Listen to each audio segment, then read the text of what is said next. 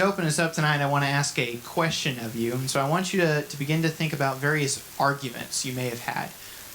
Maybe with friends of yours, maybe even with your parents or your siblings, perhaps. Think of the things that you usually say to each other, what you're usually trying to accomplish.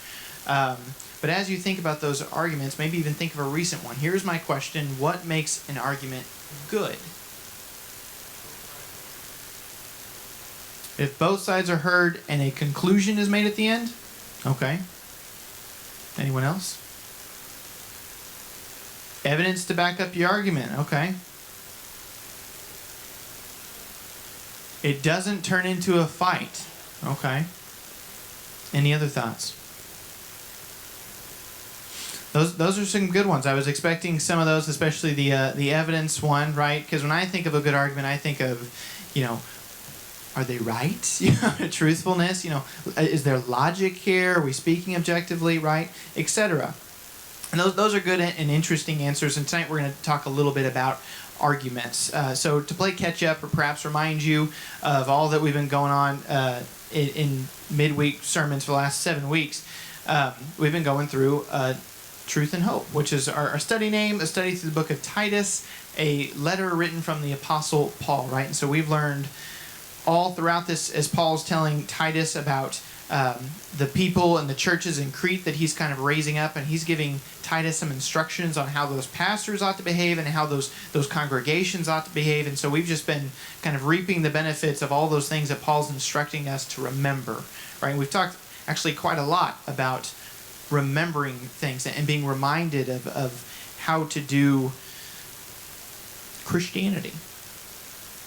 And so tonight we're going to finish that series up. And I wanted to remind you, as we are in the last half of Titus 3 today, the first half last week, we talked about how Jesus showed up, and Jesus is the truth, right? And that gave us hope, which enabled us to live in truth, and that gives others hope. And so we kind of form this little cycle here with Jesus the truth gives us hope, we act in truth, we give others hope, and so on and so forth. And that's how the truth is known. That's how the truth is made known. And that's important to remember as we go into tonight. And so without further ado, we're going to go ahead and dive into the passage. We're just going to read it straight through and then walk back through it. So follow along with me beginning in verse 8.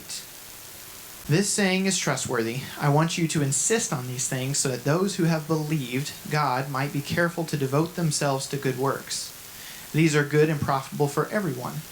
But avoid foolish debates, genealogies, quarrels, and disputes about the law, because they are unprofitable and worthless. Reject a divisive person after a first and second warning, for you know that such a person has gone astray and is sinning. He is self-condemned. When I send Artemis or Tychicus to you, make every effort to come to me in Nicopolis, because I have decided to spend the winter there. Diligently help Zenas the lawyer and Apollos on their journey, so that they will lack nothing. And let our people learn to devote themselves to good works for pressing needs, so that they will not be unfruitful. All those who are with me send you greetings. Greet those who love us in the faith. Grace be with all of you.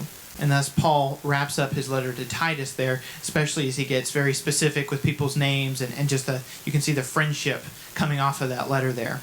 But you can also see the urgency in those last few things that he's shoving in his face, right? Like, hey, we say hi, but also don't forget this, And we say hi, help out these people, don't forget this, right? That's kind of what Paul's been doing all throughout this chapter. Don't forget this, remind them of this thing. So let's walk back through it. Let's take another look at verse 8 with me. Take another look at verse 8 and look at some key words here. First of all, good and profitable, everyone. See those words? Good and profitable for everyone. That's why he wants us to be devoted to good works, because they're beneficial for everyone. And we talked last week about this idea, about who we were, who we used to be, and when we forget to be who we are supposed to be, we go back into that. And so we talked about being obedient and being kind and gentle towards people, right? And so all of those things, and all of those things that we've talked about all throughout Titus on how to be a good Christian here, how to practice truth and hope, he's kind of giving you one last reason here. These are good, they are profitable, and that's for everyone, not just believers, right? If you remember the analogy, though, of riding a bike, I talked last week about how Jonathan and I have been riding bikes, and both of us have fallen over purely because we forgot to keep pedaling. And so we'd pedal, and we'd stop, and then we'd just crash, right? You were there, it happened. And so the key important thing that I picked up last week was that we forgot to stop pedaling, and that's why we fell. But if you noticed last week, I also mentioned that Jonathan stopped pedaling because he was trying to clip in a shoe. I stopped pedaling because I was focused on my watch. So both of us forgot because our focus was drawn away. See, as Paul's been giving all these reminders, and we're kind of like, I get it, Paul. I know the gospel. I know the stuff I'm supposed to be doing. But we forget. And here Paul's like, this is why you forget, right? And then he does verse 9. Let's take a look at verse 9. But avoid foolish debates, genealogies, quarrels, and disputes about the law, because they are unprofitable and worthless. You see, I think Paul is saying, do good works, because you're forgetting to, and you're doing these things, and I need you to avoid these things. These are the things that distract us. These are the things that are, if you notice, the exact opposite. I mean, look at those words. Good, profitable for everyone, or unprofitable and worthless. It's a pretty stark contrast there. I mean, that's the exact opposite. There's who we're supposed to be, right? Living in truth and hope, and then there is the exact opposite. And the exact opposite produces the exact opposite of truth and hope, right? It's worthless. It's absolutely of no profit.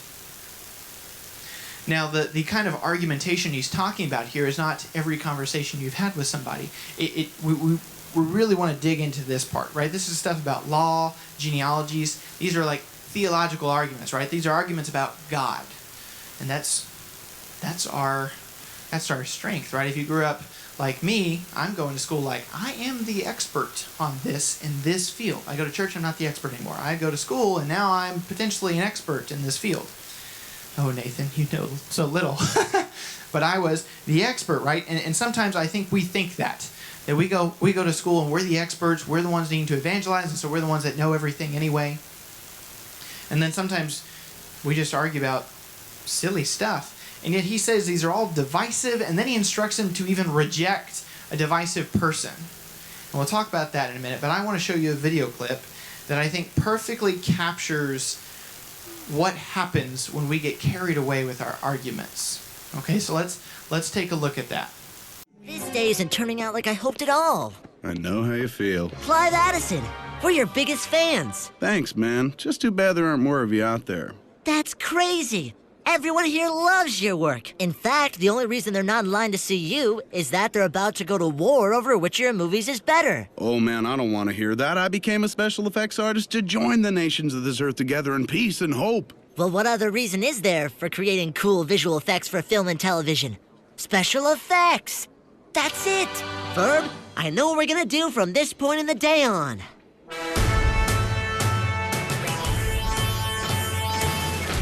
And we'd better do it fast. Look!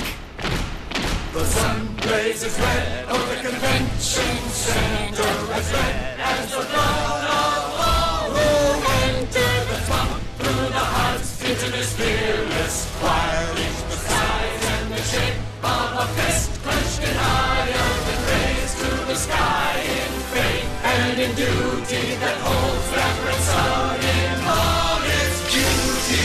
Beauty we all must ignore as we take the last steps to war. 'Cause our movie's better than yours. No, our movie's better than our movie's better. Our movie's better than yours. No, our movie's better than yours.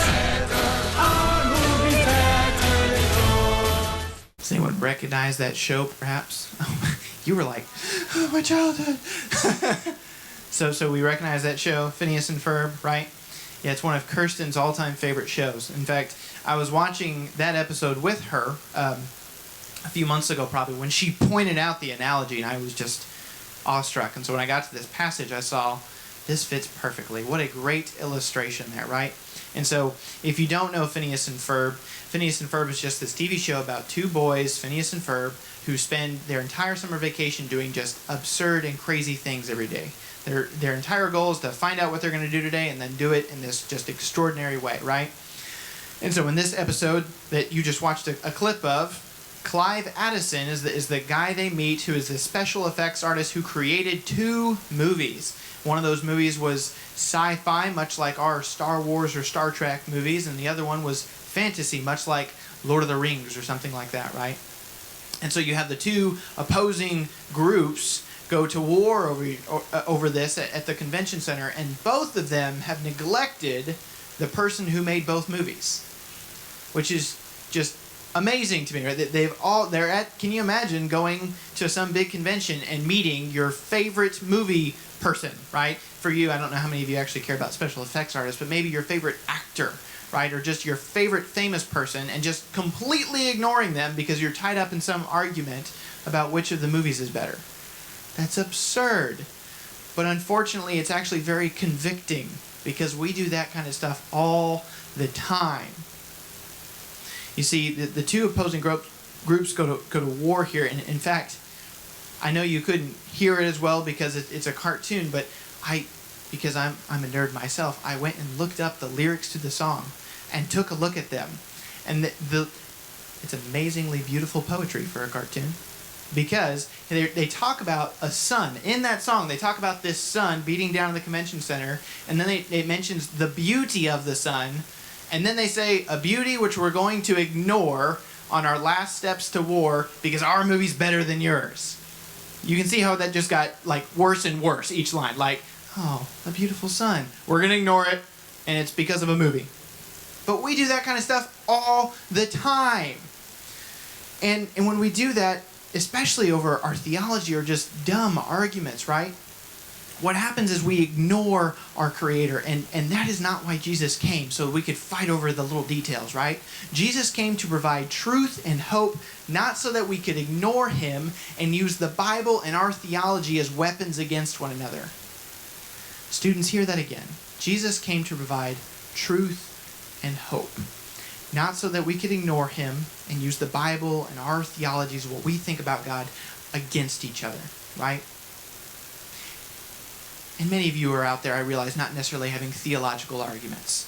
But many of you are probably like me and having very silly arguments about things that don't matter. Maybe about what we're going to watch for TV that night, or what we're going to make for dinner that night, or what we're going to do today or tomorrow. But you're having silly, dumb arguments, right? The other thing I want to point out here is that Paul even tells Titus to reject a divisive person after 2 warnings. And I want to talk about that. Why should we reject a divisive person? Who qualifies for that, right? Let me tell you who does not qualify. This is not a warning against someone from having a different opinion and trying to voice that opinion, right? Nor is this a license to shut people up and to ignore them and to just assume that our thoughts, our arguments are better or more valid, and that they can't share their argument because they're going to be divisive now. We disagree, so you need to stop talking. That's not how that works. We still need to listen to each other. You see, there's a difference between arguing and being argumentative. One is positive. It's a good way for us to grow, to listen to each other, to grow closer together, to understand each other, right? That's what we talked about, right? Listening, understanding, and then we reach a conclusion. The other, argumentative, that's a characteristic. That's a state of being. You are acting that way. Your argument is not what's important. Winning the argument is what's important. It doesn't matter, right? I once heard a person tell me, and it was an interview kind of a thing. It was horrifying to hear, but they were explaining to me that when they realize that they can't win the argument, they just try to make the person feel as dumb as possible. They just start spouting random nonsense. Yes, this was a person.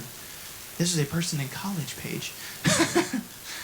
But we act like this all the time. We do those kinds of things where we realize that we're wrong in the middle of an argument and our pride keeps us going, and so we just keep working through it.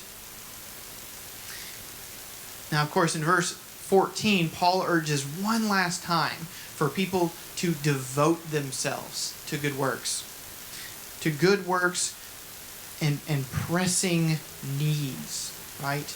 See, as Paul's wrapping up his letter, he's really pushing on this. He's really urging Titus. He's like, look, they've got to be doing the good works. And why, right? Like, why? Why do we get caught up in these arguments that don't matter? Let's pick on end times, right? A lot of us, I found, when we do our Bible studies, we really like to jump to Revelation and figure that one out, right? That ever happened to you, Matthew, where you see people trying to jump to Revelation? Let's talk about that. Let's figure that one out, right? And then we talk about endlessly these end time things when it really won't matter until we're there. Like, if you're a Christian, that just doesn't matter. You're saved regardless, right? And I know, again, a lot of you aren't having those arguments yet. However, we're all having silly, foolish arguments that just don't matter. And when we do, we are neglecting good works. We're not being devoted to good works. We're being distracted. But when we do good works, we are bearing fruit of who we are. That's what he says. He says that we need to do this so that they will not be unfruitful. We need to bear fruit of who we are. If we will just bear fruit of who we are, then the cycle continues, right? Think about it this way. Jesus, the truth, comes. He gives us hope. And if we will only devote ourselves to good works and live the truth, live the difference, then we can give others hope. But when we let ourselves get distracted by silly arguments, we ignore our Creator, just like in the cartoon, and we look just as silly as they do. Putting on the silly scarves and all the little inhalers that they came in. Did you notice that? That we look goofy because we're sitting there arguing over something that doesn't matter when we ought to be acting, behaving like Christians, and making more Christians. We need to be about our Father's business. And when we do that, we are living the truth, and that gives hope to others and leads them back to the truth, which is Jesus. And then that cycle of truth and hope can continue and continue to shine through you and gather other people. See, we have to bear fruit. So I want to ask you, are you devoted to good works? That word devoted, think about it. Are you devoted? Some of you think, well, yeah, I do good things. I go to our service days when we have them. But are you devoted? I'm asking this of students who are on summer break, right? How can you be devoted right now?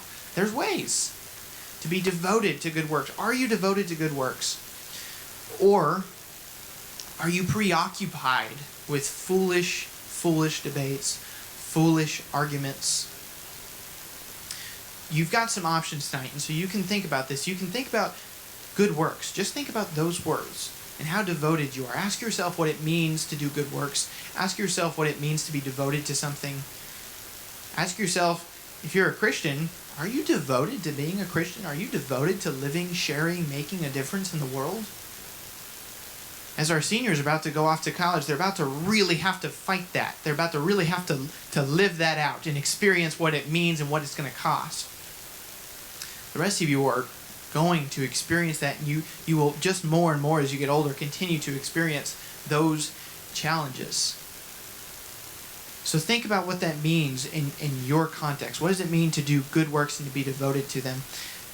And maybe some of you need to just stop arguing for a moment. Maybe some of you realize that you've been in some really silly arguments with somebody, and it's time to stop, repent, reconcile.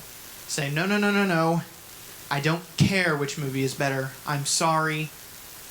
Let's devote ourselves to good works. Let's get off of this distraction, right? I recently had a friend do that, actually. I recently had a friend on social media post something along the lines of, I'm sorry that I've been a Calvinist Christian lately and not just a true follower of Christ.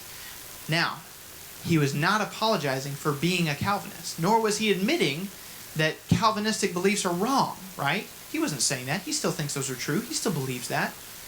But what he was saying was he realized that he had let those beliefs dictate how he was treating other Christians. He was treating other Christians poorly because he was so determined that he was right. That's all he would ever do is argue about it, right?